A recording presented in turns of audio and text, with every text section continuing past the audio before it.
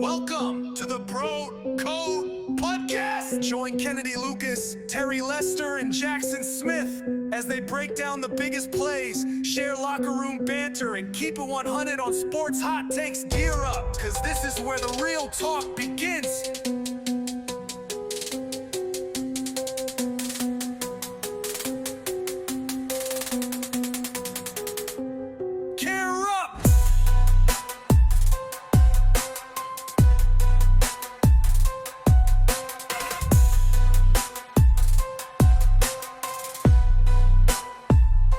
Cause this is where the real talk begins. Gear up.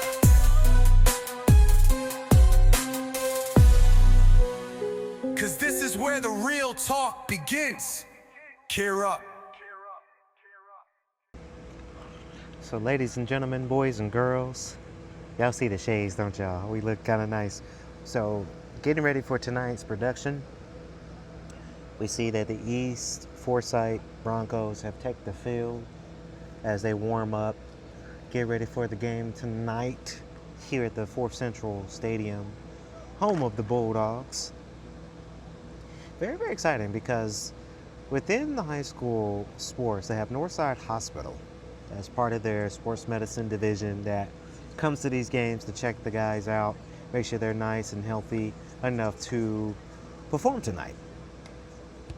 So I look forward to see what the game entails. I saw the broadcast equipment that's in behind me there. It looks really nice. The cameras, the setup, the network, the computers, the screens. It's kind of nice in there. So I look forward to that. Ladies and gentlemen, boys and girls. Season's just begun. Season just begun, and hopefully that, the weather turns out the way it is. It is pretty warm. But it's not like the sun is blazing today. I just like to wear the shades because I just look cool in shades. But Bro Code Podcast will be here all night to give you guys some of the coverage from tonight's game of the East Forsyth Broncos versus the Forsyth Central Bulldogs. So stay tuned. Ladies and gentlemen, boys and girls, Bro Code Podcast, the official score: East Forsyth 10 and Forsyth Central 12. Close matchup.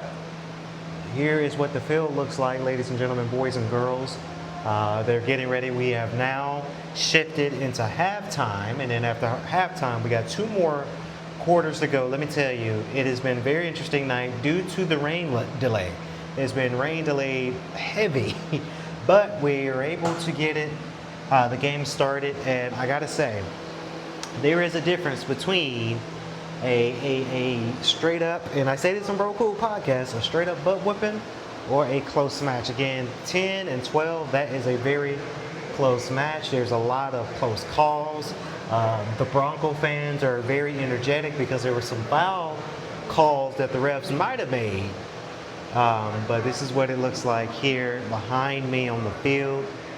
We hope that you guys enjoy the content that we got going for Bro Code Podcast. Let me tell you, it's one of those things that I get very, very excited for within this matchup with the broadcast. 4 cameras, technically. We've got a side camera, 2 cameras up here, and another camera down on the field too. So it's been very, very exciting matchup tonight. Now that the rain has cleared over, there's been a lot of extreme moments when it comes down to the field matches of tonight of East Forsyth and Forsyth Central. Again, will the East Forsyth Broncos come on top of this win, or will the Forsyth Central Bulldogs come up on a win to redeem themselves from last week's game against the Sprayberry Yellow Jackets of last Friday? Stay tuned, guys. It is just getting warmed up as we get ready for that second half of football.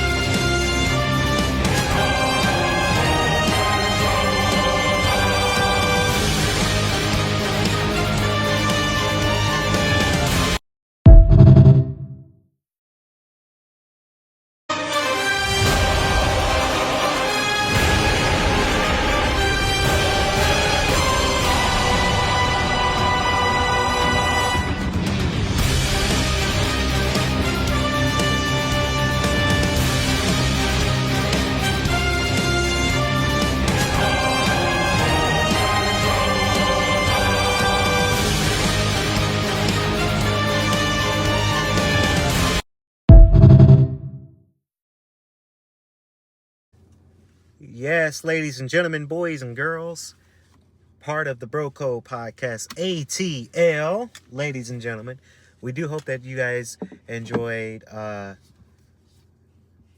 just the Broco podcast today. I know I wasn't in the studio today because I was gearing up for tonight. We are back at the Forsyth Central football stadium because I am not only recording and covering the game tonight, it's the East Forsyth Broncos versus the Forsyth Central Bulldogs tonight. And we're here. We're here. We're in the flesh. I'm ready for another exciting game. The Broncos versus the Bulldogs. Now, last week, you guys noticed that the Bulldogs came up real shy against the Sprayberry Yellow Jackets.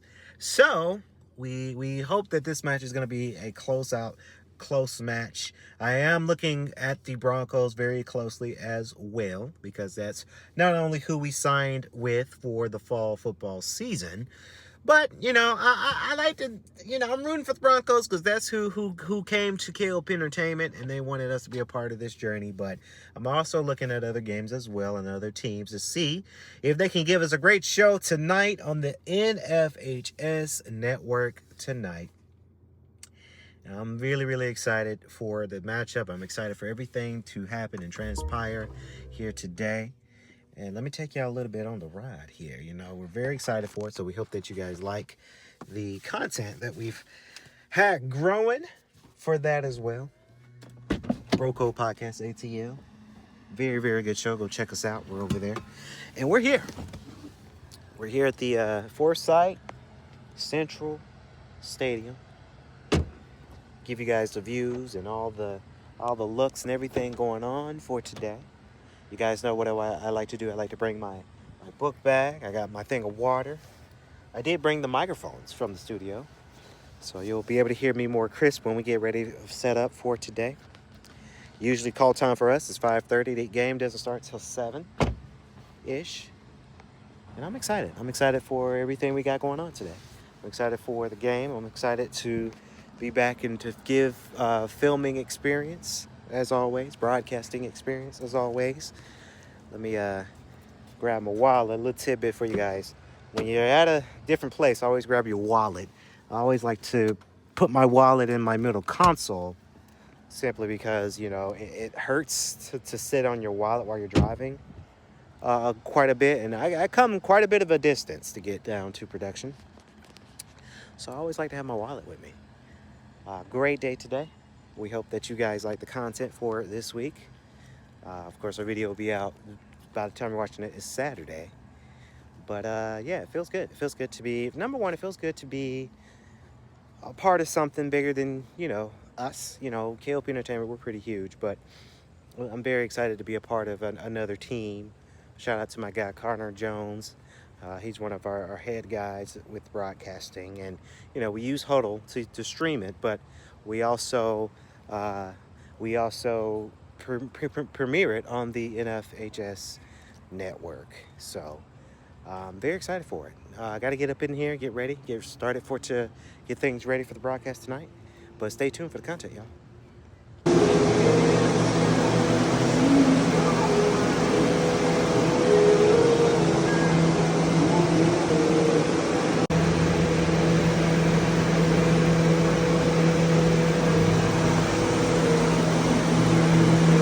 Ladies and gentlemen, boys and girls, Broco Podcast, just a little bit of an update. The stadium has been cleared. One thing about production is the weather. And I hope I didn't jinx us because I said it at the beginning of this clip about it being cloudy and the sun's not blazing. So they instructed everybody to not be at the stadium because when there's thunder in the area with a wide open space like a football stadium, it's very, very dangerous. So a lot of people are heading back to their cars, sitting in their cars. We'll have to wait to see what the update is when it comes down to when it's safe to come to the stadium, when it's safe to perform a game tonight. So I keep y'all posted and I keep y'all updated. That's just one of those things that happens in sports, especially when it's outside. You know, you got to think about weather. You got to think about rain delay. You got to think about everything that goes with it. So some people who live close can go home or go out to eat, go get something to eat. For me, who don't live very close in this area, I live nowhere near this area. That's not an option for me. As a video director, broadcast producer, that's not an option when you travel. So that is just one of the things that happens, you know, with an open stadium. So we hope that the rain passes over, because unfortunately with high school football you can't go over too late, because that's rules and regulations against that.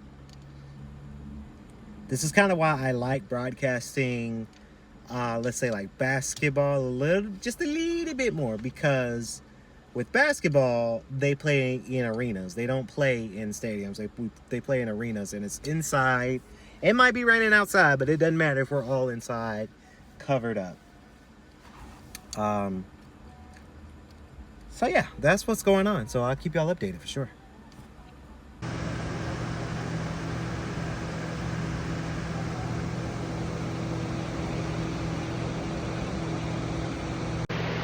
Yeah, so that's the update, y'all. I don't know if I might have jinxed us or not earlier, but yeah, buddy, it's raining out here.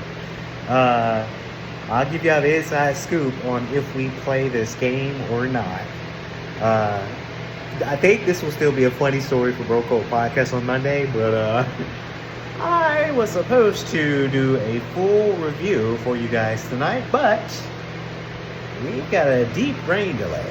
So we'll see what happens. Stay tuned. So ladies and gentlemen, the game is on. A little delay, about an hour and a half, but it's okay. Production's getting ready to start. We've got East Forsyth Broncos versus the Forsyth Central Bulldogs. The games are about to begin in a few minutes.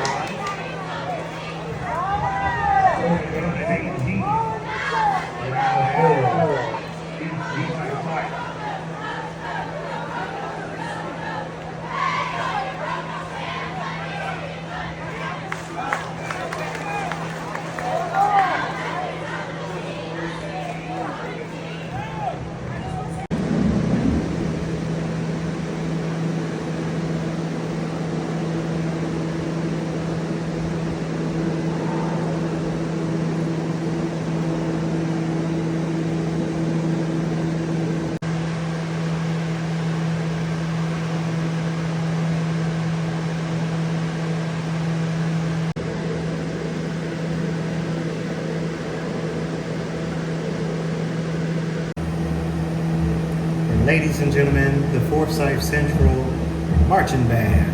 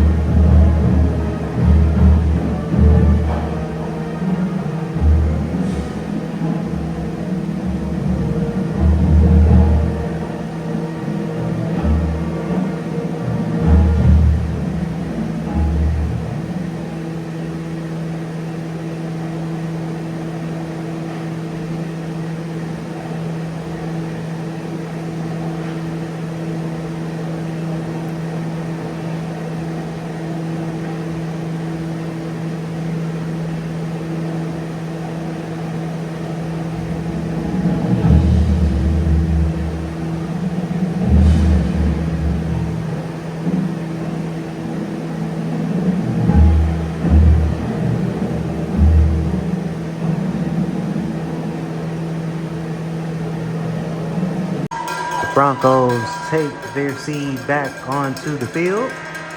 Ladies and gentlemen, We're ready for that halftime. Second half of the game.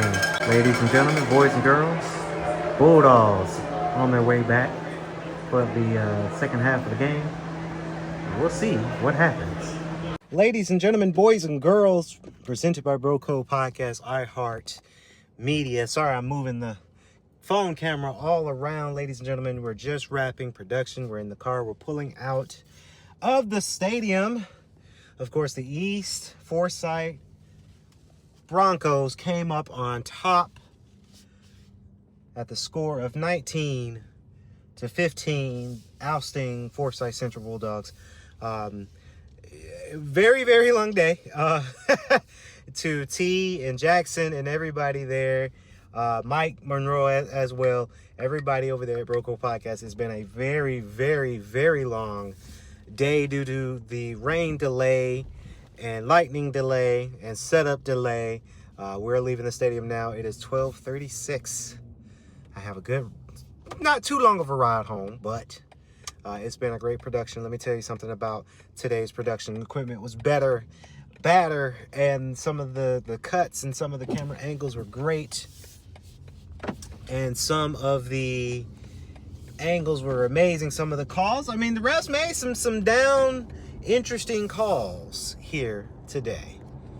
Tonight on the game, you know, Broncos fans were on their feet to some of the calls that they made, but we were able to stream it and get it recorded. And let me tell you, it was just a fantastic production. Long day, but these are the things we live for. These are the things that we hustle for. You can watch the full game, ladies and gentlemen, full game on the NFHS network. Again, that's the NFHS network. It was East Forsyth versus Forsyth Central if you want to see the full game. But we ride on our way home, and tonight was another great success to a lot of football fans out there tonight. Ladies and gentlemen, boys and girls, welcome back to another exciting podcast. Here today, ladies and gentlemen, this is the Bro Code Podcast ATL presented by iHeart Media. Ladies and gentlemen, welcome back on into the studio here in Atlanta, and welcome back to the Bro Code Podcast. Again, it's good to see T and Jackson and correspondents here, as well as our new correspondent, Mike Monroe, is part of the show. You guys saw or heard him on Friday. And the reason why y'all heard him on Friday is because he's very talented, number one, right? But as you guys know, at the beginning of the episode that you are watching now, we premiered some of the clips from Friday night. Again, I was not in the studio. I was at home preparing as I traveled back up to Forsyth. Again, ladies and gentlemen, if you guys don't know this part about us yet, and you should already know, but I am part of a team that go out and stream and broadcast high school football games, right? So very, very exciting. With partnership with the NFHS Network and Huddle, we were able to give another great show. Let me tell you about it. Friday. Friday was interesting for us all because, you know, when you're filming a football game, especially a high school football game, they don't have coverings in their stadium. They don't. They have it to where it's just, you know, the open stadium, which is nice. You know, the stadium's very, very nice, but there's no covering. And Friday was a mix of cloud. We've got rain delay and lightning delay. There's a rule that I found, T, that for high school, well, any sports really that they have it in any school sport that they're doing their sports outside, if it's a cloudy day and a lightning day, if there is lightning in the area, they have to delay the show till about 20 to 30 minutes. So each 20 to 30 minutes, there was a lightning strike and we have to delay it again. I completely understand it because it is a safety hazard. It's a safety issue, right? There is a thing where when you're out on a big open field or a big open stadium where there's no covering and lightning's in the area, it just strikes down, right? It strikes down on it and it just looks kind of, you know, it looks kind of scary, right? You don't want to be out there in the open field like that because you might get struck with lightning. There has been a thing where students, either high school football players that didn't evacuate while they were warming up, and one kid got struck by lightning and had to be rushed to the hospital. So it is a thing, right? So Friday was very, very interesting. That rain delay was quite interesting because it delayed us to about an hour and a half, right? The show was supposed to start at 7 and we ended up we got the show started at 9. So I didn't go home. Well, we didn't leave till about 12:30, 1 o'clock in the morning, and I didn't get home till about 1:30. A long night, long Friday night, and then that next day, Evelyn and Letitia came to the studio, our other studio, because we had to do What Had Happened Was podcast. But it was a very, very good show. If you guys don't know, we are representing mainly for the East Forsyth Broncos. That is the season that we are a part of this season, and I'm very, very excited for that. They did come up with a win of the scoring of 19-15 against the Forsyth Bulldogs. Let me tell you, last week, we were there at the same stadium, guys, that we filmed. It was the Forsyth Bulldogs, Forsyth Central Bulldogs versus the Sprayberry Yellow Jackets. So this past Friday, it was East Forsyth Broncos versus the Forsyth Central Bulldogs. Good game all around. After the whole delay, this is what I've been saying, Jackson and T. This is what I've been saying to our audience a whole heck of a lot, that, you know, the audience is what makes the game. The audience is what makes the broadcast. The audience is what makes it a great night. A lot of people came out for both teams. Obviously, we're at the home team of Forsyth Central, so majority of the students and parents and cheerleaders and bands were there. It's always good to see a lot of people in the stands and, you know, really getting to the stands. I look forward to this Friday, because there is another game this Friday for East Forsyth that we're representing the Broncos when it comes down to the broadcast side of things, and it gets me very, very excited, to say the least, that, you know, those games are very, very interesting to go to. I do recommend, if you got a friend or a cousin or young brother or sister, young family member that is in high school, and they invite you to their football games, even basketball games, we recommend that you guys going out there too as well. So it's been a very fantastic Friday night, long Friday night. So I do pray this Friday we don't have any rain delays this coming Friday, but it's always good, presented by Bro Code Podcast ATL. Every Friday I go to these games. I try to do the very best to give y'all some content for not only Instagram for us, but also for the show as well. I think it just fits really well within the show. So that has been the Friday night of my evening. Thanks to Mike Monroe, of course, taking my place.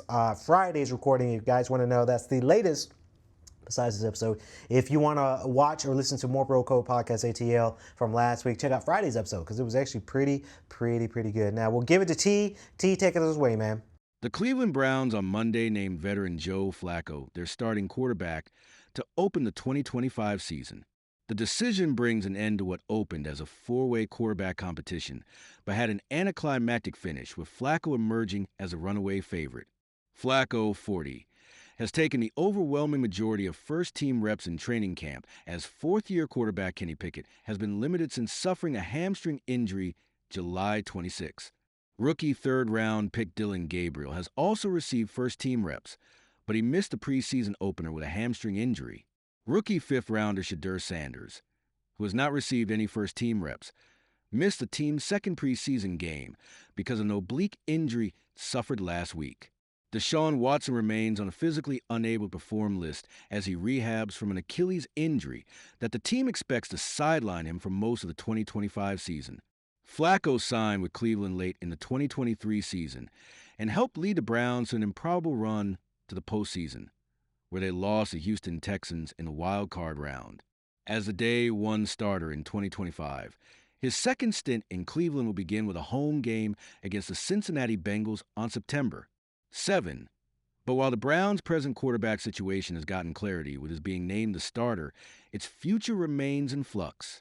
The Browns used 2 selections in the 2025 draft on quarterbacks, but also possess a pair of first-round picks in 2026, which is expected to have a stronger quarterback class. Gabriel and Sanders have received opportunities to start in the preseason, and both have had impressive moments.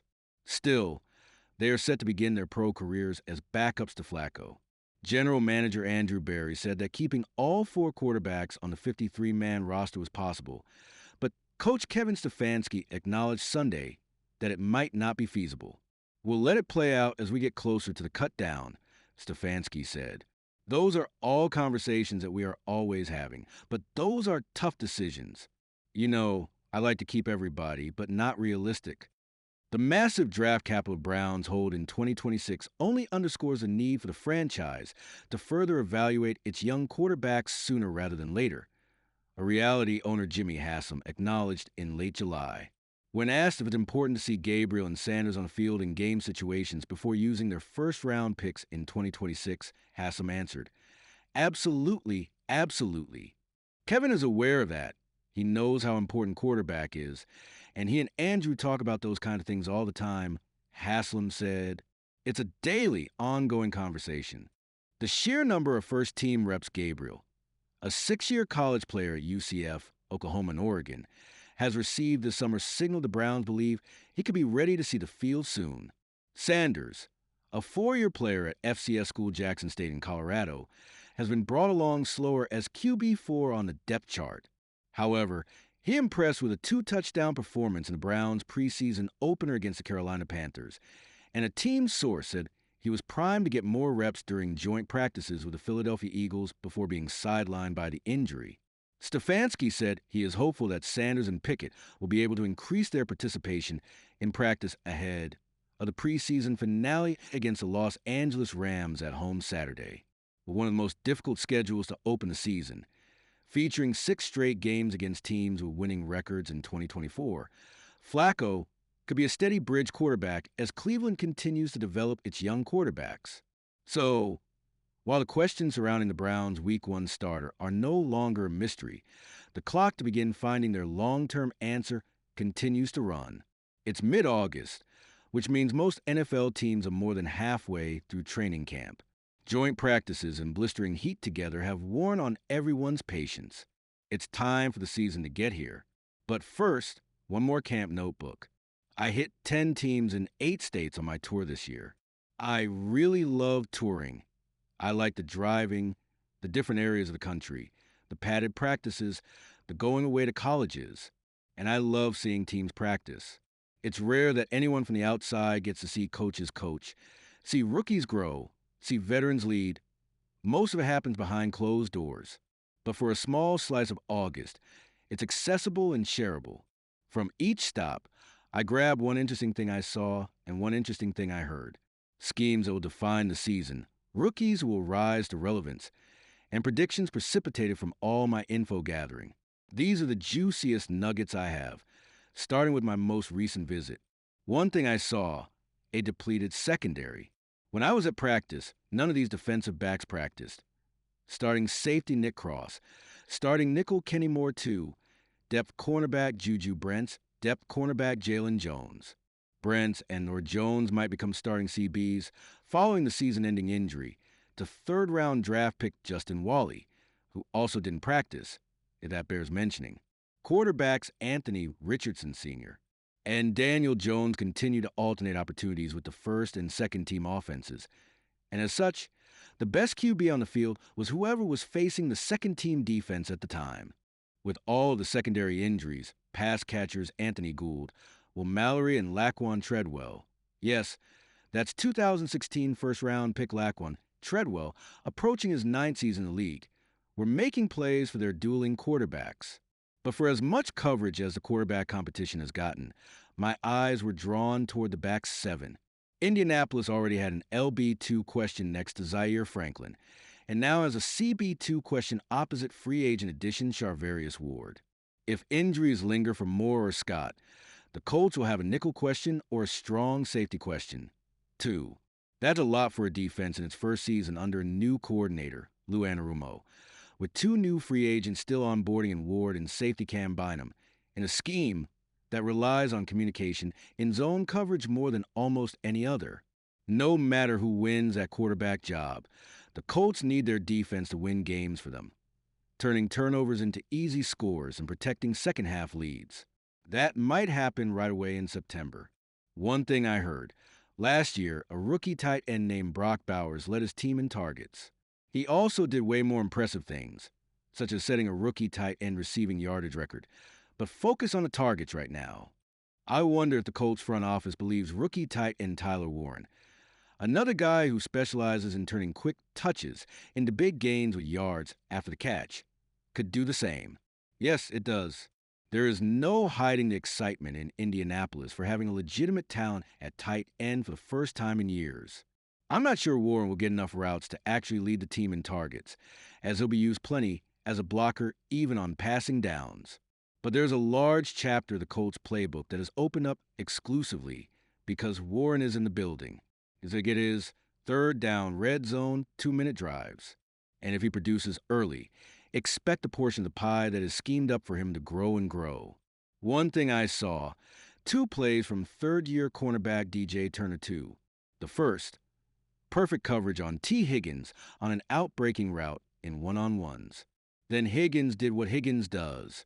Skied over Turner, ripping the ball off the rim before Turner could get his hand involved at the catch point. 2 toes tapped against the sideline. First down. These things happen when you're going against Jamar Chase and Higgins every practice. Gotta shake it off. Turner had a nice late pass breakup on Andre Iosivas, who, by the way, looks bigger and stronger than he did last year.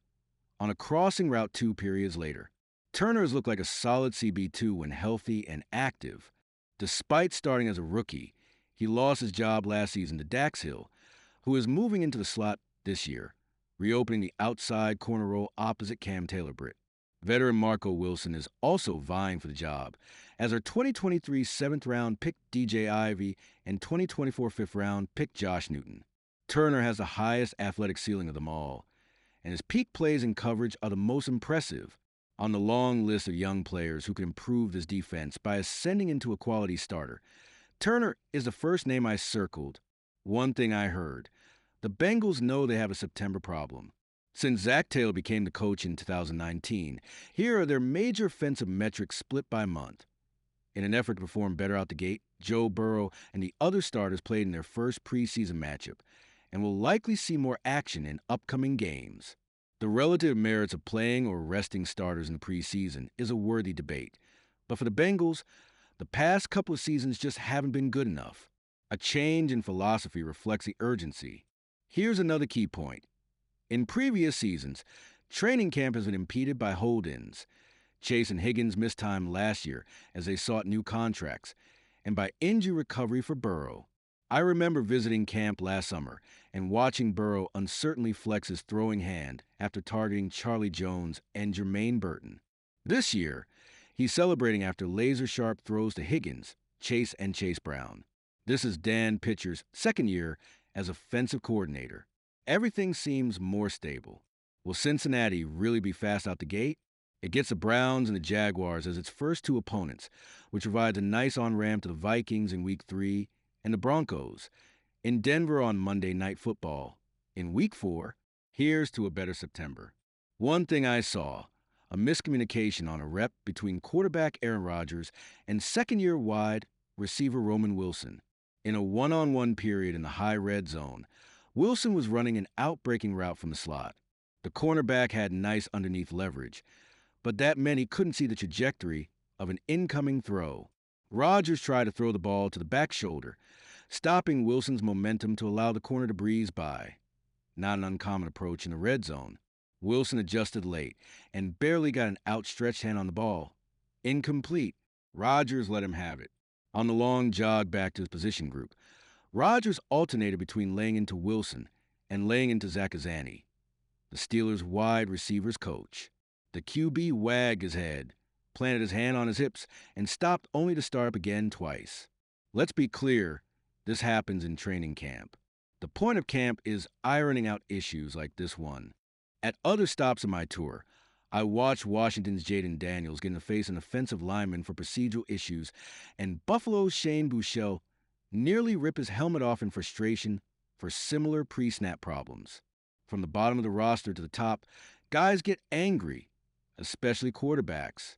Of course, it is a little more significant when it's a 41-year-old future Hall of Fame quarterback, known for the specifics he requires from his receivers.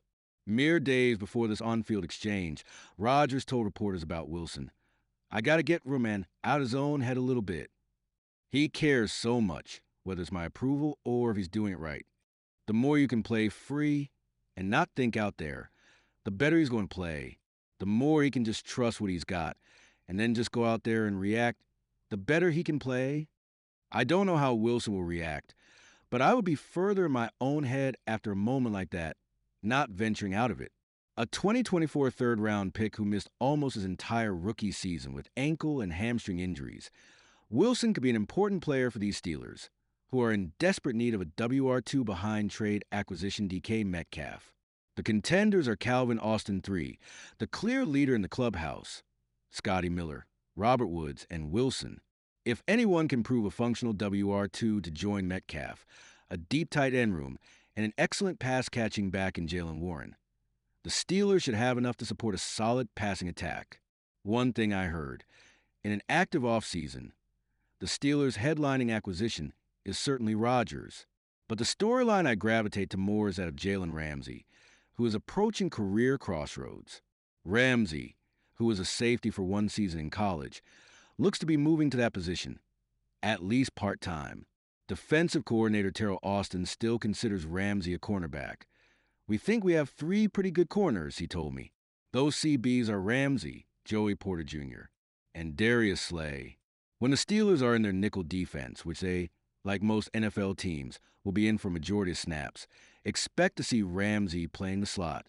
But when they are in base personnel packages, which they used on 26% of their defensive snaps last season, they intend to keep those 3 pretty good corners on the field by lining Ramsey up as a true safety. This is a significant change. Though he has experience at the position, the most snaps he has taken in a season in a safety alignment per next-gen stats charting is 59 in 2017. If he plays safety in every base defensive snap, and the Steelers retain their rates from last year, that will jump to 269 this season. I was most interested in how the Steelers are onboarding him into his familiar roles, corner, nickel, in a new system, while also preparing him for an almost new role, safety, in that same new language. I thought it might be hard, but Ramsey is no chump. Because he wasn't here with us all offseason, we just threw him in and gave him as much to learn right off the bat as possible to see where we were, Austin explained. And he answered the bell. So he's learning nickel, he's learning corner, he's learning safety. Ramsey was traded to Pittsburgh on June 30th, 69 days before the Steelers' season opener against the Jets. The plan is to have him on the field and ready to play 3 different roles depending on formations, matchups, and personnel. There aren't a lot of guys athletically capable of that, and the list gets even smaller when filtering for those mentally able to learn all 3 roles that quickly. One thing I saw, a lot of Jacob Johnson. Well, not a lot, but more than I'd expect. A fullback through and through, Johnson first made his mark with the Patriots from 2019 through 2021 when a young offensive coach named Nick K.L.P was promoted from tight ends coach to tight ends and fullbacks coach. After a couple of years with the Rams, K.L.P is now the play caller for the Texans, and Johnson, after a few seasons with the Raiders and Giants, is back with him. In 2023, when C.J. Stroud emerged as a dominant rookie quarterback, the Texans used 213 snaps with 2-back formations. Only the Falcons had more. That number fell to 135 last year, as H-back Andrew Beck was cut before the season began. Now, with a true fullback in Johnson and another H-back type in Cade Stover, the Texans look to be renewing their commitment to 2-back backfields and more diverse run actions. Critically, K.L.P's offenses in Los Angeles rarely incorporated a fullback. That's not in the Sean McVay playbook. Should Johnson make the 53-man roster, something I believe would happen even before Brevin Jordan's injury, consider that a strong sign that K.L.P is grabbing rushing schemes from his Patriots days to install in Houston. Gap runs, baby. Power and counter. An over-reliance on wide zone runs and the accompanying rollouts condemned this offense last season, and K.L.P won't make the same mistake twice. It might not be pretty right away. The offensive line needs work, but it's new and exciting. One thing I heard, unstoppable hype for second-year safety Kalen Bullock. I spoke to defensive backs coach Dino Vasso, cornerback Derek Stingley Jr., and safety Jalen Petra. All 3 brought up their appreciation for Bullock's impact as a center fielding, ball-hawking safety without prompting. In fact, I was supposed to be reporting on Stingley, but all my subjects kept getting distracted by Bullock. I eventually spoke to Bullock right after Petra. After several questions on Stingley's ball skills and receiver-like hands, Petra saw Bullock approaching and said, "This guy's a real ball hawk too." And he's right. Stingley and Bullock tied in the regular season with 5 interceptions apiece. But Stingley grabbed another 2 in the postseason. Bullock wanted me to point out that Stingley knocked an interception out of Bullock's hands against the Vikings that would have given him the regular season team title. Bullock is only 22. Fellow rookie defensive back Kamari Lassiter, for interceptions last season, is also 22 and Stingley is 24. That makes 16 collective interceptions for 3 DBs under 25. For my money, Houston has the most exciting young secondary in football. One thing I spent my day in Baltimore sitting in the press box of Mant Bank Stadium, enjoying the Ravens' lone stadium practice with fan seating and a live broadcast. A fun experience. Baltimore ran a drill I hadn't seen elsewhere on my travels. 11 on 11, but no helmets, and it didn't go beyond the first 2 steps of the play. The entire focus was on pre-snap operation, into snap, timing, and cadence, and the goal was to minimize pre-snap penalties. The Ravens had 65 offensive penalties last season, which tied the Titans, Cowboys, and Patriots, not necessarily the greatest offenses ever, for 5th most. By EPA, the Ravens lost a whopping 18.6 expected points via offensive penalties, the worst for any team since the 2018 Jaguars. One of the best offenses of the past 5 years, left a ton of meat on the proverbial bone. Pre-snap penalties aren't necessarily a bigger issue than post-snap penalties. Their worst penalty on offense was a holding call. But they are easier to eliminate. Baltimore worked not just on timing its motions to the snap, but also on dummy counts for key third downs and silent cadences for hostile road playoff environments.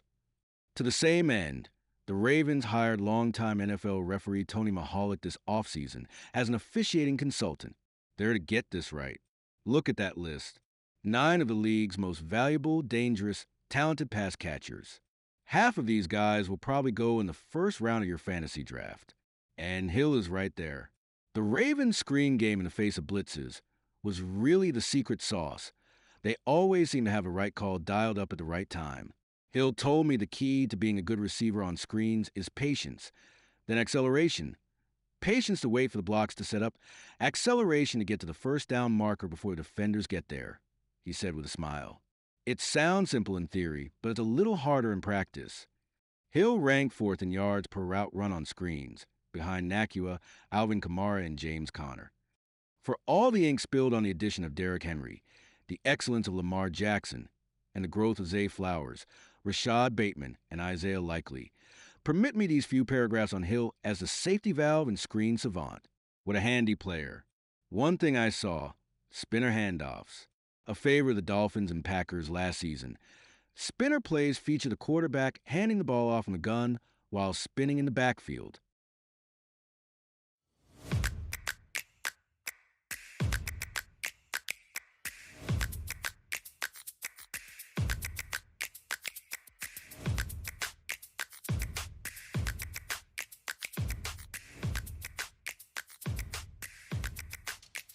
I don't remember a preseason game, Bills-Bears, which turned out to be a blowout, that I was more interested in watching the first 2 series. You feel that way? Yeah, that was the Bears Super Bowl last night. It went well.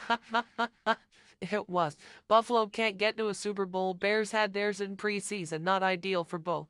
So Caleb Williams of the Chicago Bears, I thought he looked decisive. I thought he looked sharp.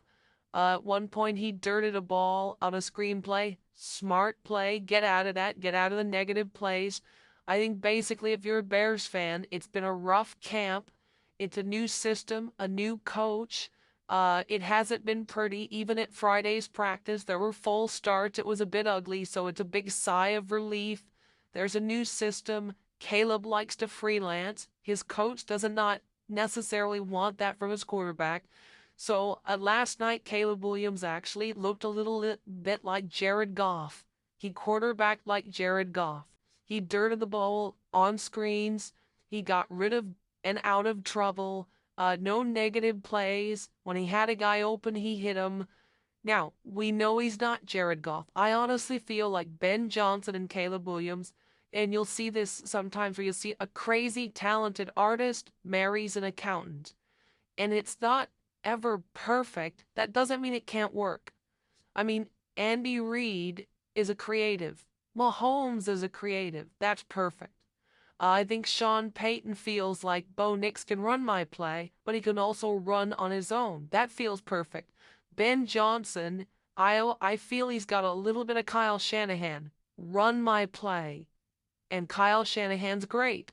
But you're going to have to let Caleb breathe. So to me, this whole relationship is about, because We know that Ben Johnson is going to win the first several arguments in this. Ben Johnson, the new coach. It's not a rich ownership group. They're not flushing him out. Caleb struggled his first year. So Ben comes in with leverage. But offensive coaches, and Andy Reid would tell you this, when you get somebody as gifted as Mahomes and Lamar Jackson and Josh Allen and Caleb Williams with that kind of horsepower, with that kind of firepower, it is your job as a coach to figure out how to maximize all that amazing clay. All you need, because I think Caleb's got little Brett Favre, all you need is for that player, Mahomes, Lamar, Josh Allen, Brett Favre, to be amenable to throwing on time and on schedule and avoiding negative plays. I don't care how gifted you are. Josh Allen's not great. If he's not on time, he's not on schedule, and there's negative plays. Last year, Caleb was none of those consistently. So you don't have to be a perfect fit with Ben Johnson. But nobody succeeds in this league running around. It's not high school or college. Defensive ends here run 4.55. They can catch you. And they'll punish you. And they'll lean on you and sit on you and drive you into the ground, whether it's legal or not, and you won't play long. Go ask Lamar Jackson, who suddenly in year 2 and 3 put on weight. Go ask Michael Vick, who started staying in the pocket. I think Caleb Williams' comp, when I watch him, is a little Brett Favre. You gotta let him be a little bit of a gunslinger. You gotta let him be himself. But Brett Favre mostly played on time, played on schedule. He threw a lot of bad picks. Favre threw a lot of bad picks. You could get away with that in Favre's era. I think offensive coaching is smarter. I think turnovers are more punitive. So I think this is a marriage stylistically that is not perfect. But I know Caleb. I like Caleb. I think he's coachable. But it may never be, it may never be Stafford and McVay, or Reed and Mahomes, or John Harbaugh and Lamar, or it just feels like what a good marriage. I don't know if this ever will be, but what you saw was a glimpse of what it can be when Caleb is on time and on schedule and just get out of the negative place so much. It's almost like being somebody that runs a movie studio. Not everything has to be Goodfellas. Not everything has to be Avatar. What you're trying to avoid is that Disney movie John Carter. You're just trying to avoid a $350 million disaster as a studio head. Not everything needs to be Moulin Rouge and be a hit. It doesn't all have to be that. Just avoid the potholes. That is largely quarterback play. That is largely what Belichick says about Brady. No negative plays. It was either, 2nd and 6 or 2nd and 4. It was never 2nd and 15 and 3rd and 18. Get out of that stuff. And I thought when he dirted the screen pass, I thought, oh, that's perfect. That's growth from last year. Just dirting the screen pass. You're like, okay, that last year he would have tried to make something out of it. Now, in Ben Johnson's school of offense, get out of the play. Give up the play. Don't extend the play. Just get out of there. Here was Caleb after. A month ago, I think I've grown a lot. Now, my mindset is, keep growing. If that's handling everything at the line, handling everything, and taking things off other people's plates, that's what it is. And being able to do that consistently over the next couple of years is, important. Okay, so I saw the media. It was partially media and partially like people online. So the quarterback battle, and now the Cleveland Browns and Kevin Stefanski, and I like Kevin Stefanski a lot, but you got to offer some clarity here, guys. You got to tell us what's going on, because we're getting into a Tebow situation, and this happens a lot. I've seen this in the NFL with Cam Newton, Colin Kaepernick, Tim Tebow. Nobody wants a celebrity backup quarterback. Now, years ago, Bill Parcells said one of the rules of drafting was don't draft a celebrity quarterback. Yeah, that's over. Like, you sorry. Half of these got Baker Mayfield. I mean, Sam Darnold out of USC beating Penn State in a Rose Bowl. He becomes a celebrity. Half these guys are making $7 million in college. Arch Manning's a celebrity. Get over it. Draft him. So, but, this still holds true. You don't want a celebrity backup quarterback. And that hurt Tebow and Kaepernick and Cam Newton in New England when Bill Belichick is, I like you. Cam, we can't have a superstar backup. You guys who love Shador in Carolina wearing his jerseys, you're making him into a celebrity. So if I'm a coach and I have to choose, okay, Joe Flacco's starting, Dylan Gabriel may be easier to deal with. You don't have to deal with the nonsense. So this weekend, Dylan Gabriel went on camera and said something that people blew way out of proportion. So here's what he said. You gave us some fabulous wisdom on how you tune out the noise and you don't let it infiltrate your sound. Will you share that with everybody at home? Yeah, I think it's just part of it. There's entertainers and there's competitors, and I totally understand that. And my job is to compete, and that's what I'm focused on doing. That was not a shot at Shador Sanders. Shame on everybody that said it was. Do not. You're hurting Shador. You're turning a non-circus into a circus. When he said that, he was taking a shot at us. He was taking a shot at guys like me. He was saying, listen, there's people that talk about this stuff in the air. They're entertainers. I'm a quarterback. And I don't know exactly who blew it out of proportion, but when I was on my phone all weekend, the first 3 or 4 hours of this, until I did some digging, I'm like, why is he taking a shot at Shador? He wasn't. So essentially, everybody proved Dylan Gabriel's point, which is all about clicks and look at me and no nuance. He was not taking a shot at Shador Sanders. He was taking and he wasn't even really taking a shot at the media. He was describing what the media is. Entertainers. They got to get ratings. They got to drive revenue. Yeah, guilty as charged. Like, I try to do a good job of it, but like, I want the most entertaining topics. So the truth is about these guys, I have two strong opinions. I think Dylan Gabriel's size is an issue. I would have a hard time building around him. He's small. He's serious and he's businesslike. I like his temperament more than Shador, who's silly and kind of goofy, but I think Shador was underdrafted. Shador is bigger.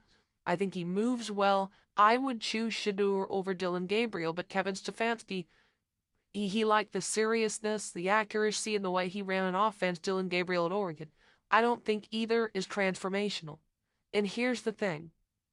What NFL GMs really want from quarterbacks, they want you to be Andrew Luck. Great and boring. Brady was mostly boring when he played. Peyton Manning got really, really funny when he retired. Most of your great quarterback, even Mahomes with a huge personality, kind of hides in the offseason. They want you to be great and boring. If you're not great, and neither one of these quarterbacks is, you can't be the life of the party. I've said this for years. There's two rules about backup quarterbacks in the NFL. If I have to use you for 2 games, can you win one? Can you just win one of the 2 games I need you? 2 of my starters out for 4. Cooper Rush, great. He can win half the games.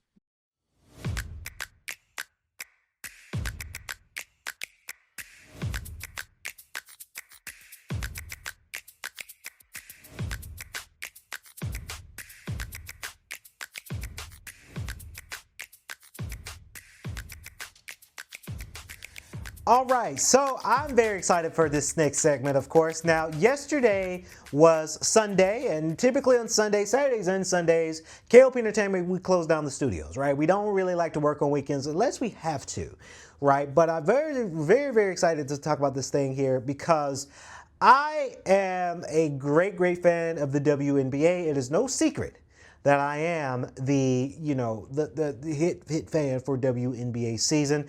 I am very, very happy about the Las Vegas Aces. Now, yesterday, they were going against Dallas Wings yesterday. And let me tell you something about yesterday's game. Because I was at home, right? I was at home. I was cooking me some dinner. I was having a great Sunday night. I was watching the game. And what I made, if you guys know, hopefully y'all don't get hungry, but I made some chicken wraps with some spinach inside of it. It was really good. But I was eating my chicken wrap, watching the game, and I was watching, the wonderful, the talented A'ja Wilson. A'ja Wilson Oh my God. Let me tell you something. She gave us a lot of points in that matchup last night.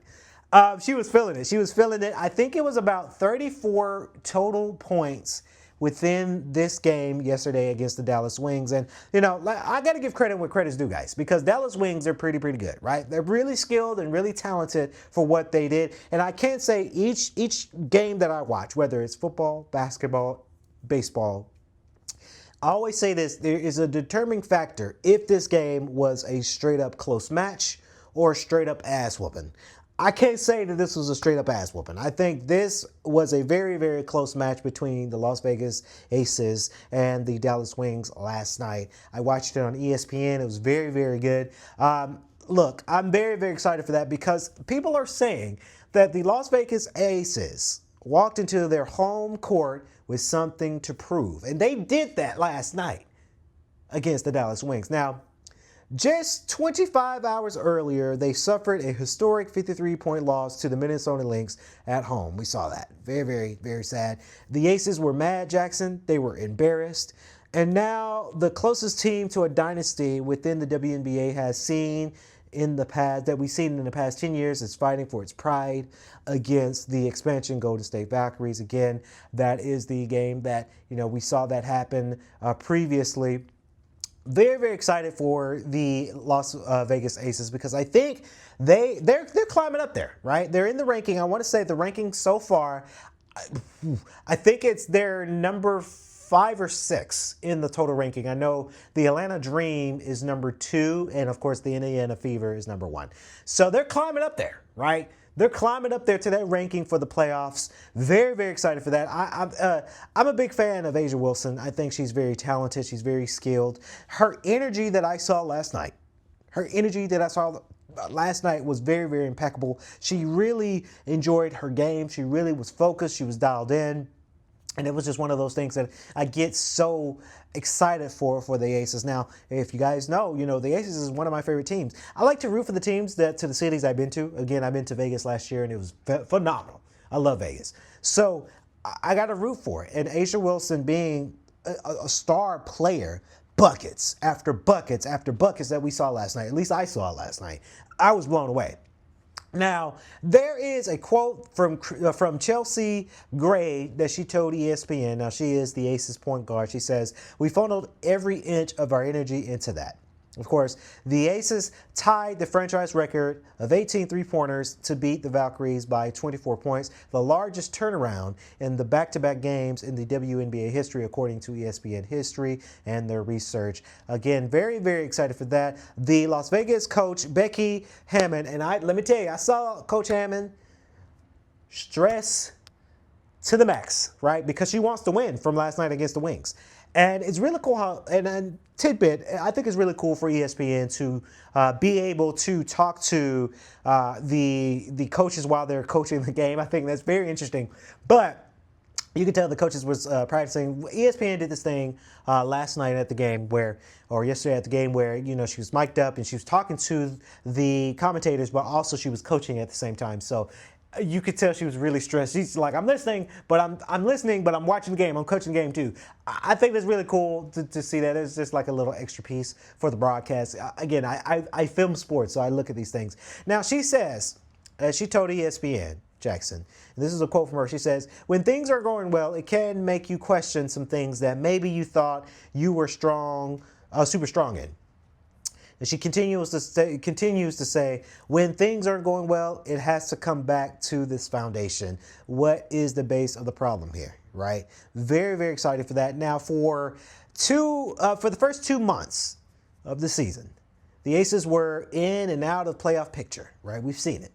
Now, suffered a 3-game losing streak and were .500 at the All-Star break. The only team to win consecutive titles, Jackson and T, were in the past 20 years. The Aces performed far below preseason expectation on the preseasons. Now, the Las Vegas team of the Aces, however, they turned it around after its August 2nd loss of Minnesota. Of course, the Aces won the second consecutive game and pulled even with the Phoenix Mercury in the fourth place in the WNBA standing. So beating out the fourth place standing. I knew I was close to that number. I saw it last night and I just couldn't remember. Asia Wilson.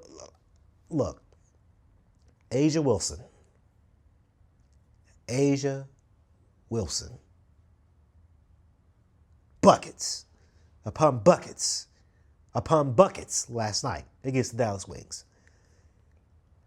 She could be one of my top ladies for the year's MVP. She could be, right? Season's not over yet.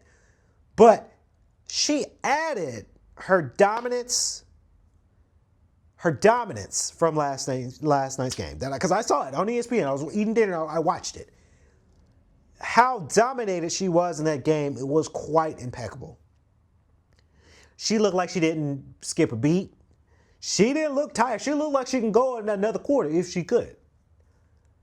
Now, the league's reigning MVP is averaging the 26.1 points and 13.3 rebounds during the win streak and has scored at least 30 points. I think it was 34, but at least 30 points in the third of the past 4 games.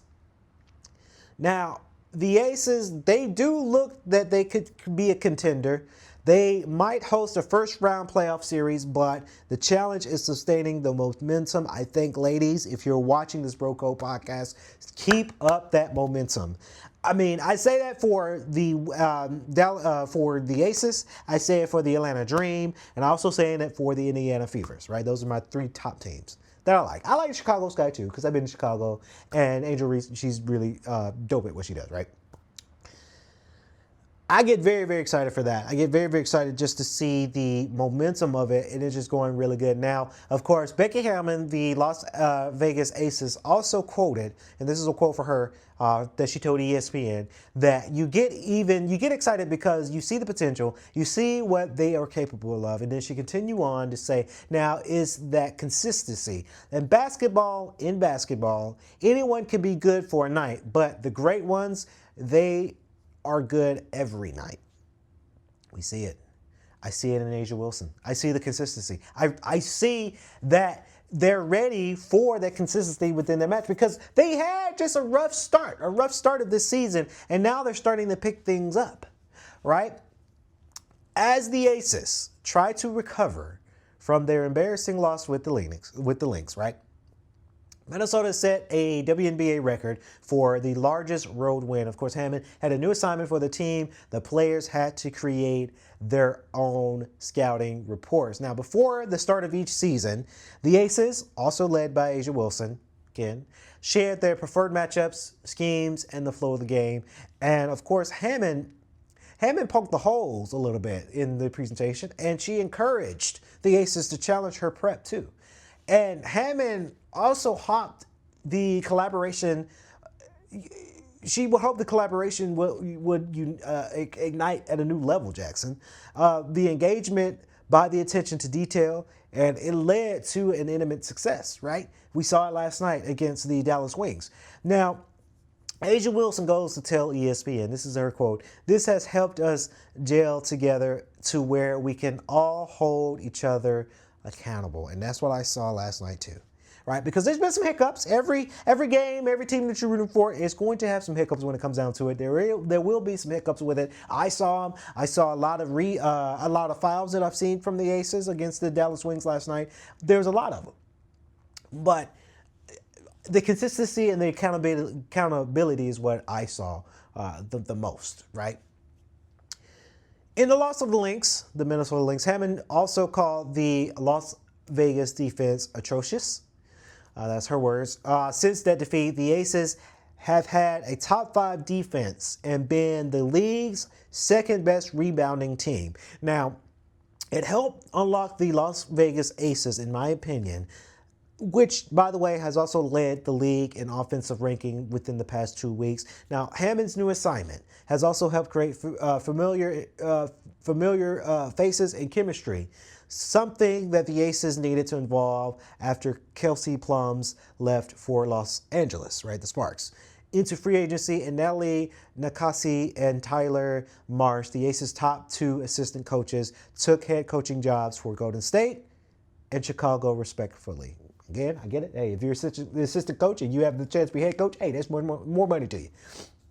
Now, that trio of coaches that helped the Las Vegas win the WNBA titles back in 2022 and 23.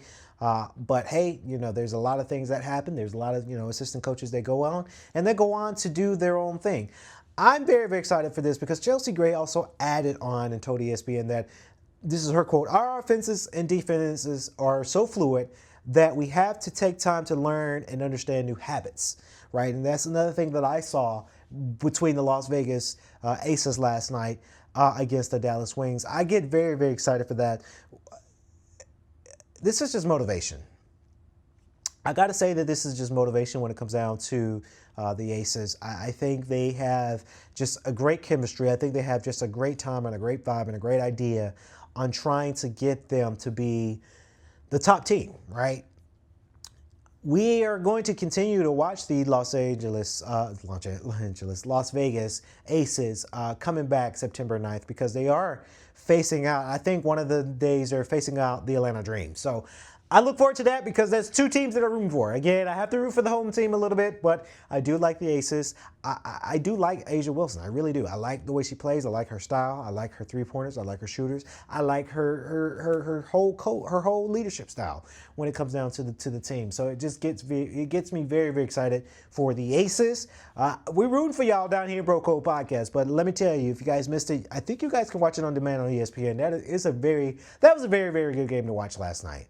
Very, very good game.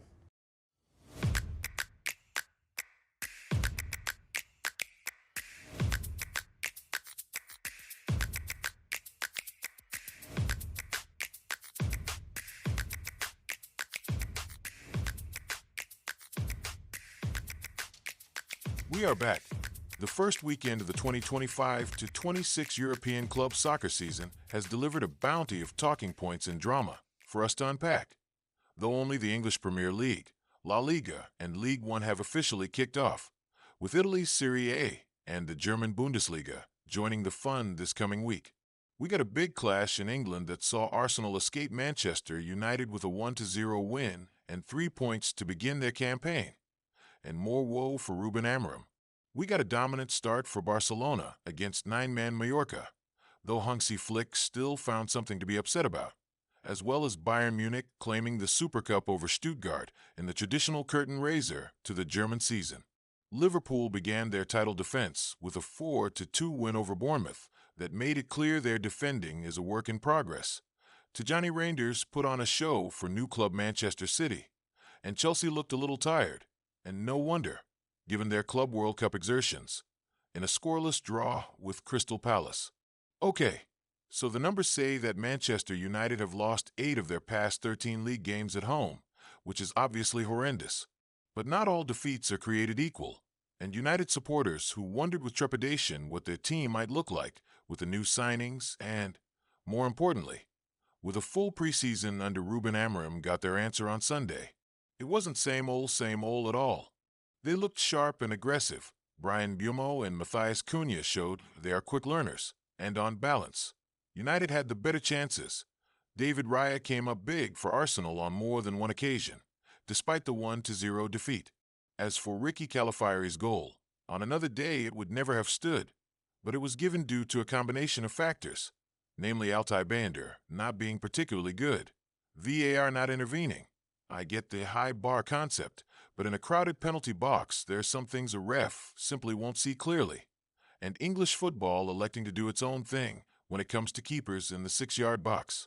No, it doesn't mean you can't challenge the keeper, but there's a middle ground between not being allowed to touch him at all and deputizing your big center back to body him whenever a corner comes in. The mere fact that we've reached the point that teams defending set pieces have to deploy an additional defender simply to screen the attacker who might interfere with the keeper is, when you think about it, absurd. What's next? Putting an attacker to screen the defender, who is supposed to screen the attacker who challenges the keeper. At that point, why not put a defender to screen the attacker, who screens the defender, who screens the attacker that challenges the keeper? You see where I'm going with this. It doesn't add anything to the game, other than having people barge into each other in the hopes a keeper spills the ball. Is this why we love the game? There's still a long way to go, of course. I don't particularly like the Mbumo and Cunha deals at those prices, but they were very effective, as was, Mason Mount, in disrupting the Arsenal build-up as well as turning the screws on the opposing back four. Bruno Fernandes in midfield means deploying your biggest attacking threat far from goal, which is suboptimal. Then again, if you stick him further forward, who's going to pass from midfield? Bender is obviously not a solution between the posts, but then if Andre Onana plays like he did last season, he's not either. Case Moreau looks up for it. Patrick Dorgu had his moments, and the back three looked fine. In fact, if you take out Calafari's finish, Arsenal were limited to an XG of 0.4 over the 90 minutes. The latter stat, of course, is also down to the Gunners' performance, which was far from impressive. In the battle of new center forwards, who could easily have ended up on the opposite team, Victor Gyökeres was outpaced by Benjamin Sesko, who came on for the last 26 minutes. Despite playing more than twice as many minutes than Sesko, 60 to 26, Gyökeres managed fewer touches in the opposition box, 3 to Sesko's 4, and not a single shot on goal to Sesko's 2.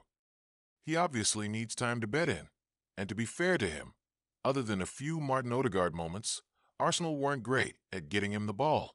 Martin Zubimendi didn't look fully match fit either, which didn't help, but more generally, Arsenal looked like a side putting substance over style after taking the lead.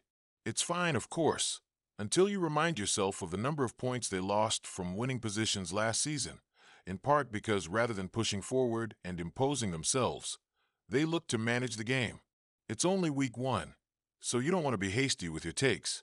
What seems clear, though, is that given Gyökeres' skill set, you'd expect Mikel Arteta to tweak his team's approach.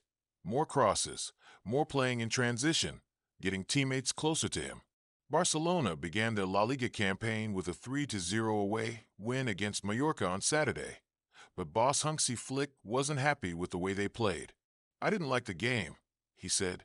"The points are important, but I didn't like the way we played at 50% intensity with 2 extra men and the 2-goal advantage." Now, I'm all for coaches demanding 110% and all that jazz, and I get that Flick knows his players and what motivates them best, but this felt weird. Barca scored early with Lamine Yamal's surgical pass finding Rafinha, and then went 2-0 up with Ferran Torres in the 23rd minute. They got more than a bit lucky with that second goal, which came with play continuing despite Mallorca's Antonio Reylo getting struck in the head by Yamal's shot and collapsing to the ground. So much for head injury protocols. By the 39th minute, Mallorca had 2 players sent off, and it was, evidently, game over. Now 11 versus 9, especially when you're already 2 goals up, isn't football. It's a whole other thing. And demanding that your players execute and run into the ground in those conditions, when it's August in Mallorca, is a little silly. You're not going to drop points, and you're not really going to learn anything, because you won't probably play 11 versus 9 again this season. Why not take your foot off the gas a little, conserve energy, and avoid injury? And maybe, while you're at it, celebrate some of the good things we saw at 11 versus 11, like Yamal already in top form, or Torres showing again. He can do the job as stand-in for the absent Robert Lewandowski, or Ronald Araujo, who is tapped for more minutes than many would like after Inigo Martinez's departure, looking competent against Vedat Muriqi. Bayern Munich logo Bayern Munich win German Super Cup, but there's plenty of work to do. They celebrated with gusto, which is what teams managed by Vincent Kompany tend to do when they win. But the fact is this 2-1 win could have easily gone either way, with Deniz Undav and Nick Woltmade coming very close for Stuttgart. When your 39-year-old keeper has to come up huge more than once, well, that's suboptimal, especially when said keeper, Manuel Neuer, in case you've been living under a rock, has started fewer than half of Bayern's league games over the past 3 seasons for one reason or another. There's an issue at right back, whether it's Sasha Bowie or Konrad Laimer who should start. And of course, Josip Stanisic is a center back masquerading as a left back down the other flank. Alphonso Davies will be back from injury, yes, but that won't be until December at the earliest. But the real issues are in the front four, where there's a Jamal Musiala-sized hole to be filled. Michael Ollis can do a job there, but the pieces around that part of the pitch have to work, and there's little reason to think Serge Gnabry has much of anything left. I guess that's why Bayern have been so aggressive in their pursuit of Woltmade, though Stuttgart appear to have shut the door on that effort. How will Bayern fix it? Well, if Woltmade or another signing such as Christopher Nkunku doesn't materialize, you're either looking at one of the youngsters, such as Tom Bischoff or Leonard Carl, or, once Alexander Pavlovich is fit, you adjust your team into a formation that's something closer to a 4-3-3. After all, it's not written in stone that you have to go 4-2-3-1 even when Musiala isn't there. There were bright spots. Jonathan Tah's fit in seamlessly at the back, and Dayot Upamecano showed why he's a good match against someone like Woltmade. Harry Kane scored. Luis Diaz looks sharp and motivated, and also scored, commemorating it with his former teammate Diogo Jota's PlayStation celebration, and the oft-criticized Leon Goretzka linked well with Joshua Kimmich in midfield. But there's no escaping that with Thomas Mueller, Kingsley Coman, and Leroy Sane gone, and only Diaz coming in so far, they're down several bodies in the final third. 10. Tijani Reinders shines in Man City's demolition of Wolves. Tijani Reinders was one of the best players in Syria last season with Milan, so maybe we shouldn't be surprised that he would notch a goal and an assist.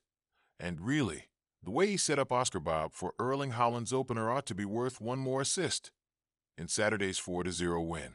Conventional wisdom in Italy, and among some of the analytics guys, was that however gifted and productive, Reinders was a tweener. Not quite a midfield playmaker, not quite a guy who can play in the hole. I'm glad Pep Guardiola saw right through this. Reinders adds dynamism to a City side that already looked more sprightly than it did last season. Pep's decision to start Bob and Jeremy Doku wide also suggests he's looking for directness. Haaland getting off the mark straight out of the gate is also a good sign. Now just wait until Rodri comes back, which is expected after the September international break. 9. Nico Williams on fire to start the season for Athletic Club. He had the world at his feet after the Euros, but Bilbao watchers will tell you last season wasn't Nico Williams' finest. Maybe it was the crazy transfer valuations and the links away from the club.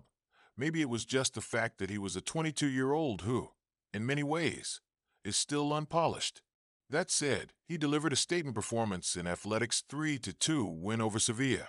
He won and converted a generous, to say the least, penalty, delivered 2 assists, and was a constant menace while on the pitch.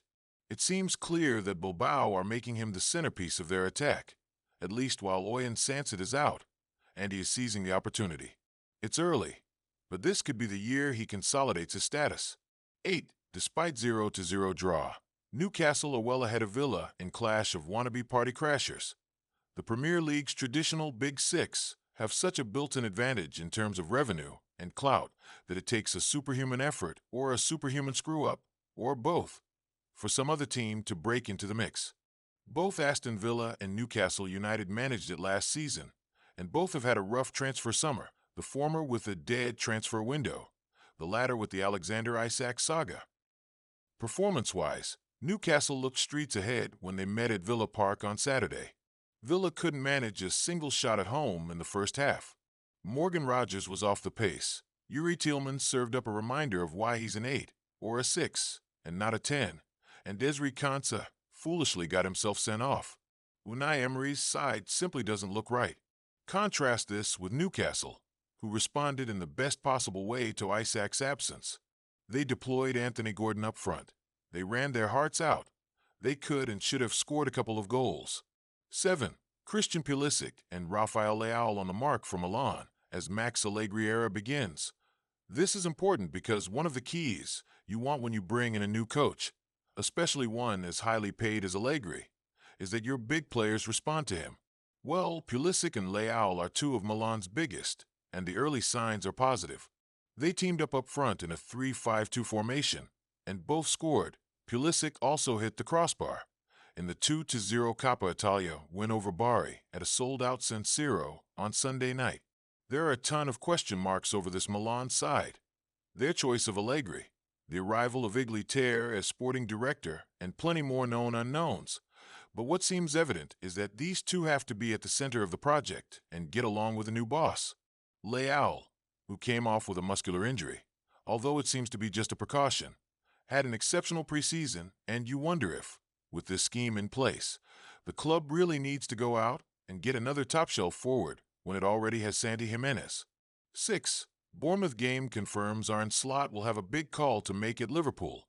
Last season, Liverpool's lone newcomer, Federico Chiesa, played a grand total of 108 league minutes. This season, Arne Slot has new fullbacks, Milos Kerkez and Jeremy Frimpong, and new attackers, Florian Wirtz and Hugo Ekitike, in his starting 11.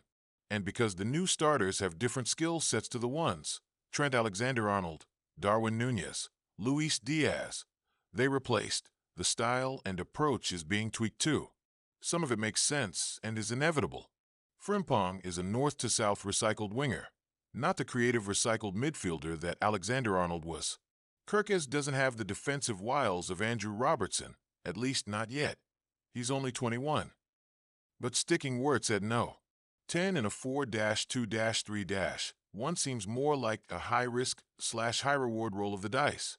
It's not where he played most of his career, and certainly not with fullbacks like these. Crucially, it leaves Liverpool with two midfielders to patrol the middle of the field and provide cover for the marauding wide defenders, which is a huge ask. We saw it against Palace in the Community Shield, and, again, Friday night in the 4-2 win. Slot might be able to make it work, and it might all be fine once Ryan Gravenberch returns, but it's going to take time to build the sort of chemistry, and there are no guarantees. The question is how long he devotes to this project if the performances aren't immediately forthcoming. 5. We get confirmation that Thomas Frank's Tottenham will be shape-shifting this season. Against mighty Paris Saint-Germain in the Super Cup last midweek, Frank played only 2 attacking players, gave up possession, and parked the bus. At home to overmatched Burnley, Frank replaced a center-back with a forward, switched from a 5-3-2 formation to 4-3-3, and had 67% of the ball in a 3-0 win. We saw Frank do this at Brentford last season. Conservative against the big clubs, marauding against his peers, and this would suggest we'll see it this season. While some managers at big clubs do make tweaks based on the opposition, you don't see such radical changes often from heavyweights, or, after last season's 17th place finish, would-be heavyweights. Partly because they value chemistry, partly, you suspect, because they see adjusting to the other teams a sign of weakness. Frank, who started his career at 21 coaching an under-8s team, has no such hang-ups. In that sense, he's a model of humility relative to some of his peers. 4. Paris Saint-Germain's B team get 3 points with a deflected goal as their preseason continues. Yeah, the B team. That's what Luis Enrique calls it, and you can see why. Following their run to the Club World Cup final, they've been in training for only 10 days or so, which is why he's rotating his team as if we were in the middle of training camp, and this was some friendly. Hence the 9 changes from the Super Cup side for the visit to Rennes. He's lucky to have that luxury. Unlike Chelsea, Real Madrid, and other teams that went deep into the Club World Cup, on the pitch, the second string took their time to break down Rennes. It only happened after Luis Enrique was forced to send on the cavalry Achraf Hakimi, Nuno Mendes, Desire Doué, Ousmane Dembélé, and thanks to a deflected Vitinha shot for a 1-0 final score. But that has more to do with Rennes shutting up shop than the B team playing poorly. 3. Antoine Semenyo is racially abused and immediate action is taken, which is how it's supposed to work. It's obviously not something to celebrate or accept in any way. But since these things do happen, the next best thing is that they be dealt with immediately. And that's what occurred when Bournemouth's Antoine Semenyo was racially abused by someone in the stands half an hour into their game at Anfield on Friday. He alerted referee Anthony Taylor, who applied the protocol. The game was stopped. An anti-racism message came over the loudspeakers, and the abuser was apprehended. Police arrested him on suspicion of a racially aggravated public order offense. Semenyo himself said, "Last night at Anfield will stay with me forever, not because of one person's words, but because how the entire football family stood together." He's right. Let's leave the discourse about societal problems to one side for a minute. That's not football's job. And focus instead on what we can do. and what we should demand. In our stadiums, clear rules against racist abuse that get applied swiftly and effectively. That's what happened at Anfield, and that sends a message. 2. Diego Simeone substitutions backfire as Atletico let lead slip at Espanyol. Simeone has put results and substance over style and performance for much of his career, so he can't use a dominant first half from Atletico to put a positive spin on this one. They were 1-0 up and cruising with 5 newcomers on the pitch, and they threw it all away in a wretched second half to lose 3-2. Maybe it's reductive to put it down to his substitutions, but taking off Conor Gallagher and Johnny Cardoso for Coke and Pablo Barrios backfired badly, though the real damage came in the last 20 minutes after he sent on Antoine Griezmann and Jack Raspadori. Espanyol, who were nearly relegated last season, hit them twice and condemned them to their opening defeat. Too much upheaval when you're trying to see out a game, something you rightly pride yourself on, can be a very dangerous thing. 1. After a flat Chelsea are held an opener by Crystal Palace, should we blame the Club World Cup? Or maybe we should praise Crystal Palace, who showed against Liverpool in the Community Shield what they can do when they have their big stars in place.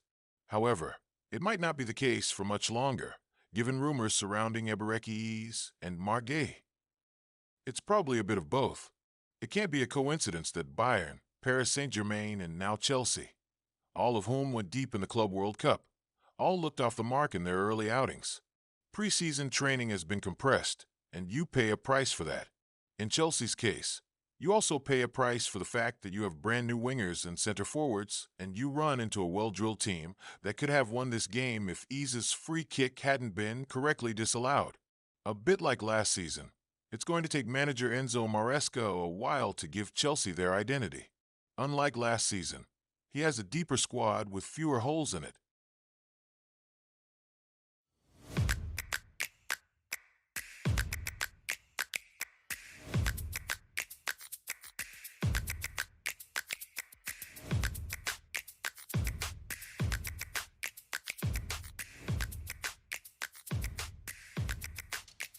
Okay, so coming up next on the Bro Code Podcast, I am here to talk about baseball. I like to talk about baseball when I can. You know, baseball is just one of those things that is a part of me just a little bit because, you know, everybody knows that I play baseball as well. But get this, ladies and gentlemen of the Bro Code Podcast presented by our Heart Media. The Philadelphia Phillies placed Zach Wheeler on the 15-day IL on Saturday due to a blood clot on his right arm. Now, the president of baseball operations for the Phillies, Dave Dombrowski, said Wheeler was diagnosed with a right upper extremity blood clot, and few other details were offered. That's very scary. Very scary for a lot of athletes, not just baseball, but any type of athlete to have a blood clot. You know, blood clots can be very, very scary. They could be very, very detrimental. They could be very, very fatal. So if you're not treating those blood clots within that, then you might be in some issues. Now, Wheeler had pitched on Friday within the game and has limited to 5 innings. Lately, it reported that the Phillies' head athletic trainer, Paul Bichette, referred to a heaviness. Heaviness is description patients sometimes use when describing the circulatory compromise that can occur as a result of the clot. Again, if you have a blood clot, it's clogging up your veins there, it's clogging up the oxygen that you're getting for circulation inside your body, right? We all need the circulation in our bodies to breathe. Now, blood clots in athletics can be caused by a number of factors here, and they can also occur within the result of direct trauma, resulting in bleeding and swelling that contributes to the clot formation. They can follow a period of just immobilization, right? For instance, pre-surgery with a limb is immobilized for a period, and that could be extreme painfulness, but it can also increase the risk of the blood clot growing up for more things that happen. Of course, overhead athletes, most notable baseball pitchers, along with the softball players, volleyball players, rowers, swimmers, are more suspect to have clots in their shoulders due to a thoracic outline syndrome. And that's something that Wheeler might have been addressed within his game against the Phillies again.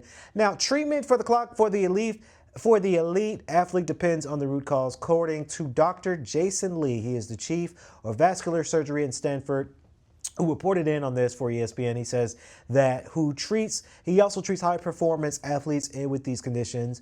Though he is not involved with Wheeler's case in particular, treatment can include a combination of blood thinners for 1 or 6 months, thromboembolism, a catheter-based on procedure in dissolving the clot, and in the presence of rib compression, a potential rib resection to prevent future episodes of this blood clot. In case where surgery is required, the results have largely successful in allowing throwers to continue their careers. Example including the former New York Mets ace Matt Harvey, who overwent thoracic outline surgery in 2016 and returned in 2017. Now, I do hope that Wheeler is able to get back to the field on this. It's just kind of unfortunate when it comes down to it because, that is a very serious thing. And it sucks, right? Any type of surgery, damaged artery, torn ACL, these players, they want to go out and they want to compete to the very best that they can. But if they're not able to do that, then it sucks for them because they have to take the time off, right? They have to take the time off. They can't really perform the way they need to. And it's just one of those things that we get very, very sad about. Now, the Phillies have indicated that Wheeler will undergo further evaluation upon returning to the Philadelphia Phillies team. For now, the timeline is uncertain, but given the seriousness of the issue, there will be no rushing him back. I say if Wheeler is somehow listening to our podcast, do not rush back because you had a blood clot. I get it. If you're out for the season, you're out for the season. It's unfortunate because you're missing money too, but nothing can compare to your health. If you are having some health issues like a blood clot, because it's just one of those things that I get very, very sad about. I get very, very sad to see things happen when it comes down to that as well. So we hope that Wheeler for the Phillies, they get a little bit better on when he comes back from surgery, comes back from that return time. Now, before we wrap up the podcast, here's our prospects of the name of the game on a fantasy baseball waiver wire. If you guys are dabbling into it, there's DraftKings and Prize Picks and all of these fantasy organizations that, NBA might be over, WNBA is still kicking, and now the MLB is striking hot this season, of course. Now, as we head into the final regular season this week in ESPN head-to-head leagues, as mentioned in the last spacing that we talked about for MLB on this past couple of episodes, this marks 45 remaining days on the MLB regular season calendar. That corresponds to the maximum amount a prospect can occur while still retaining rookie eligibility status for the following season. So we wanted to talk a little bit about it. If you are a gambling man or woman, or if you classify as them and they, we don't gentrify here on Bro Cool Podcast for sure. We hope that you guys are getting ready for the season ending for the WNBA, of course. And we wanted to talk about some of the players that you could potentially look at for the Final Fantasy. Of course. Kylie McDaniels, #1 Orioles and catcher. Prospects at the time, he is the most recent update and number 13 overall in his mid-May top over 50 overall update. Now, of course, Basato has been one of the most beloved prospects within the fantasy league of this season. Though the team, again, Sam Basato for the Baltimore Orioles, for this team, didn't summon him when they dealt with the rash of injuries to their catchers in the June-July season, Jackson and T, over a 16-day stretch from June 21st to July 6th. The team placed Adley Richmond, Maverick Henley, Chadwick Trump, and Gary Sanchez on the IL list, yet still didn't promote him. Basato's delayed arrival makes sense if you consider his upside that makes him a legitimate candidate for the 2026 Rookie of the Year. Basato has also set a professional best with his 23, not 22, not 21, 23 home runs for AAA Norfolk, of course, while his strikeout right there has risen. His .589 slugging percentage and his .319 isolated power illustrated how well he's growing into his own raw power. Of course, he left behind. The swing is well suited for the Baltimore candidates' yards, and he's likely to see a good amount of playing time out and as odd hitter for the rest of the year. Very, very excited for that. Now let's talk about Nolan McLean. If you're looking for your fantasy baseball league, he is from the New York Mets. I'm rooting for the Mets still. I know we talked about it last episode, how the Mets and the Yankees are not doing so well. But the debut that generated the most weekend buzz, Nolan McLean struck out 8 out of 21 Seattle's Mariners. He faced while tossed in a 5 1/3 shutout innings on Saturday. Now, in that game, he exhibited remarkable, tough-to-hit breaking pitches, and his sweeper and overall curveball. Those are the two accountables, counting for 9 of his 11 overall swings and misses, along with a solid sinker that helped him generate a 56% ground ball rate. McLean has reportedly that he should keep him productive as a productive fantasy starter as long as the Mets are willing to grant him his start and making him an overall universal pickup as well. I try to root for I'm rooting for the Mets still because I love New York, but I don't know about it. Of course, Brian Abreu for the Houston Astros, of course, with Josh Handler's shoulder injury was a disastrous news for the American League West leading Astros, an alignment that is expected to cost him none of all of them for the remaining of the regular season. Fortunately for Houston, they have one of the most talented next-in-line relievers behind Handler, and that is Brian Abreu. Of course, being since the beginning of 2022, Abreu's 2.16 ERA ranks 5th, minimum 150 relief appearances. His 95 holds rankings should have his ranking in second, and his 375 strikeouts lead to an all relievers. While the Astros have given the appearance of a foreclosure by committee in Handler's Stan, Abreu did save their August 13th victory within that matchup. Very, very excited for that as well. And lastly, but not least, that we're going to talk about here on the Fantasy Baseball, if you're a part of the Fantasy Baseball, of course, Jacob Lopez for the Athletics. Now, and what has been a breakthrough season for Jacob Lopez and the left handler, who was effectively a throw-in in the winter's Jeffrey Springs trade with the Tampa Bay Rays, Lopez is riding a streak of 4 consecutive scoreless starts, totaling 24 innings, with the most recent two resulting to a 19 strikeout compared to 0 walks. Now, though he is a soft thrower, he is a 4-seam fastball averaging only 90.7 miles per hour within his throwing, and he does an excellent. He throws an excellent job of keeping hitters off balance and keeping his diverse retort, also including the slider, the cutter, the changeup, and scarcely using the sinker. Now this week, he'll face the remaining Minnesota Twins offense with one of the ranks among the weakest hitting teams against lefties since the trade deadline. Now the Seattle Mariners, in a game that he played an extremely pitching at the T-Mobile Park. Very, very excited for that. If you're dabbling into the fantasy baseball, that is one of the things that you do want to look at those players for if you're dabbling into fantasy baseball. Now, let's get to wrap it up here on our show here today, Bro Code Podcast, ATL. It's always good to have T and Jackson correspondents here on the show. Ladies and gentlemen, please remember to like, comment, and subscribe to the show if you like it. If you like what you heard on your audio platforms or which you get your podcast from, share with your friends. And if you're also watching the video version of it, we thank you guys for that as well. As many sports news is coming out this week. We're getting ready for more games this week. And ladies and gentlemen, that's something you don't want to miss from us at the Bro Code Podcast, ATL, presented by Our Heart Media. That's going to wrap it up here on our show here today. As always, we'd like to say, keep your sports on. Have a great night. Stay safe.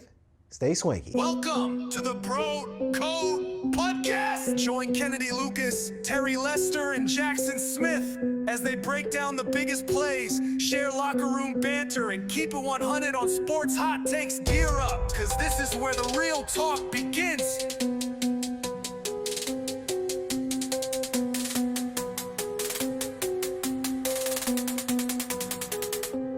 Gear up!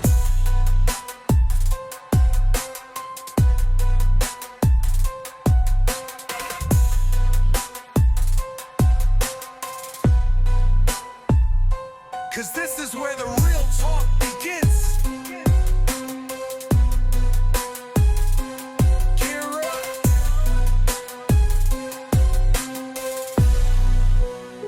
Cause this is where the real talk begins. Gear up.